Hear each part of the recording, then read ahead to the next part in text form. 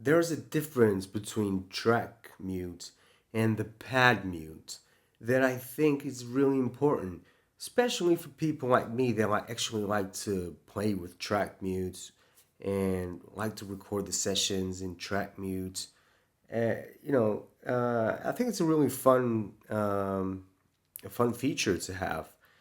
When you record audio and recording to DAWs and you actually building a song, it doesn't really matter that much to do. But when after you finish a song, right, or you're working on a beat, and if you go around and play with track mutes, or just for live purposes, which I like to do as well, for live purposes, muting tracks and muting pads and bringing them up again. It's a really fun feature that I love to use. And I suppose a lot of people within the MPC world, all the MPC heads, they love to do the same stuff.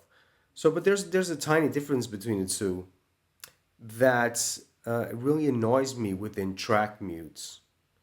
It's a thing that exists within track mutes that doesn't exist within, actually the other way around. It exists in pad mutes, but it doesn't exist in the track mutes. Okay, it's the ability to mute something and then to bring it right up again instantly. You mute a pad and you bring the pad, you unmute the pad, and the sound keeps playing.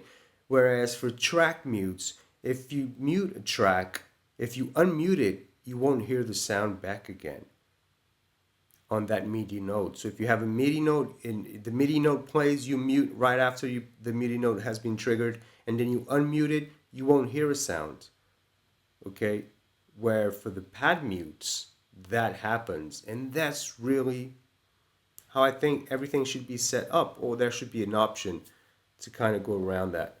So let's talk about that. Also, pad mutes, you can automate them whilst recording track mutes. You do it in a different way. So let's go through all this stuff that I'm talking about. So first and foremost, let's see how track mute behaves. Okay, so I have this very simple beat. I just started today.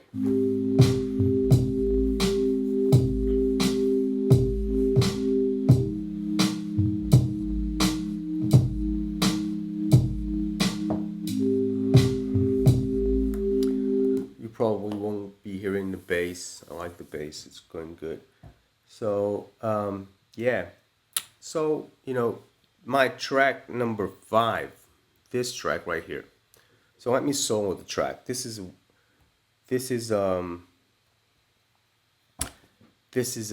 that's my organ or piano or whatever. Okay. This is track number 5, and you can see it's a drum program, and I have that sample right there. Okay. Okay.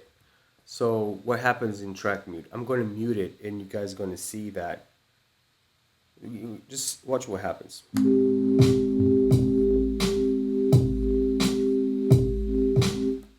Oh, so that wasn't working. What? You know why? Because the track 1 actually has the original sound and it's not muted. So this is a key group I created with all those sounds.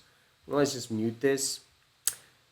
So I created this actually in this, you see all the MIDI notes played right there.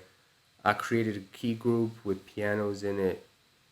And then I bounced it. I actually did drag and drop, exporting the audio, and I put it into a drum program.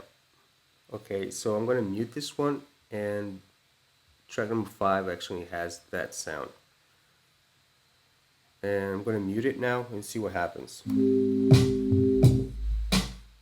Okay, so I muted it and then I unmuted it, and the sound didn't actually play. Okay, it didn't play back. Let me do it on the screen here. So mute, and I got unmuted, and it doesn't play back. Okay, so that's track mute, and it's a shame that track mute doesn't have that capability of muting, and when you unmute it, the sound keeps playing. But actually the pad mute does have that. So let's go into pad mute. So if you mute a pad and then bring it back up again, it will continue. So that's really cool. Let's check it out.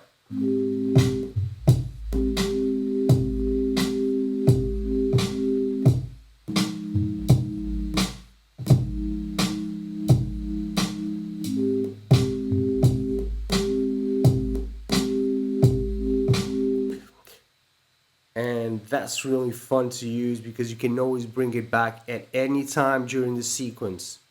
Imagine you have like a big sequence of 16 bars or something like that, and you only have one sound being triggered at the beginning, and you'll be like, you know, you'll be wanting this feature because you want to bring it back anytime during the sequence playing back.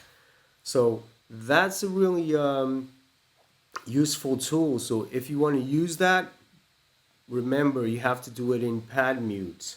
Okay. Um, Another thing that if you want to record track mutes, obviously you go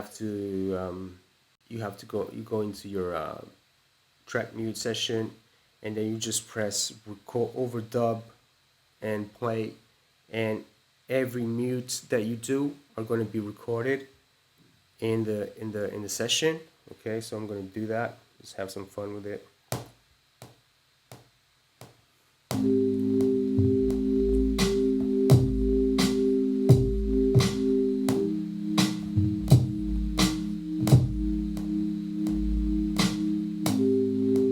Okay, so then it plays back. You can see all the mutes done here. And I was actually playing with the MPC, but you guys got to see that the mutes were made, and you can see this blinking when I'm muted and unmuted. The mutes are right here. Fun things that you can mute. If you like something that you did, you can unmute it. You can, come here and edit everything. You push the mutes up, back, wherever you want to add them. You can delete them if you want. You just come here and delete this. Just tap that. Okay, you have the snap to help you out with any editing. So go ahead and do that. And so to do pad mutes, they're done in a different way. You actually have to automate them. You have to come to the global automation and put the automations on, and then go into the what sequence am I on? What track am I on? Right. So that's why the pad mutes are not showing up, because I'm on a track that's a plugin. Obviously, there's no way that you can mute pads within a plugin, only in drum programs. You have to come into the track, right, and go then. Now you can go into pad mutes, and you have to automate it. Put automation on, record, and start automating.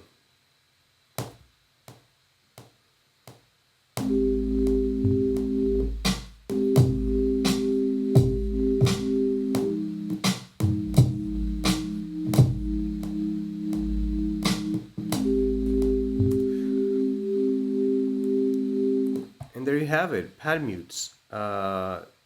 You record them in a different way, so just keep that in mind. You have to actually automate that. Just come here and put the reading back on.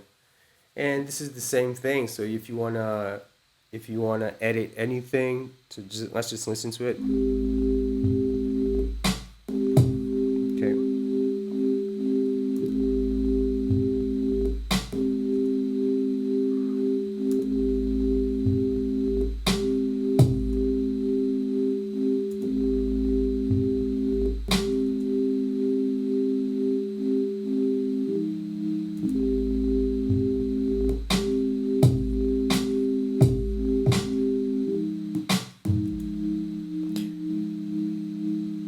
And you can do fun stuff like that. Obviously, this is very sketchy, and I was just trying to show you what to do.